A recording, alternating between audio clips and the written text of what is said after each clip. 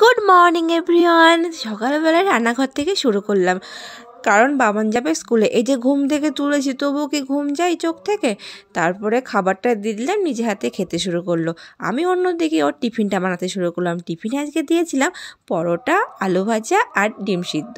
এই যে আমার টেডি বিয়ার, আর গাড়ি নিয়ে চললাম স্কুলে দিতে।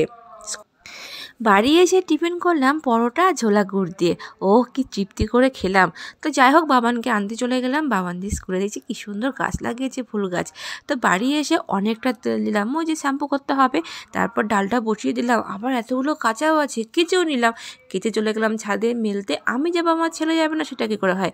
নিচে এলাম, নিচে এসে স্নান সেরে পুজোটা দিয়ে নিলাম। পুজো দেওয়ার পরে আমার প্রিয় খাবার আলু সিদ্ধ, বড়ি ভাজা আর ডিমের অমলেট নিয়ে বসে পড়লাম। খাবার শেষ করে বাবানকে ঘুম পাড়ালাম। তো আজকে এখানে শেষ করছি, টাটা।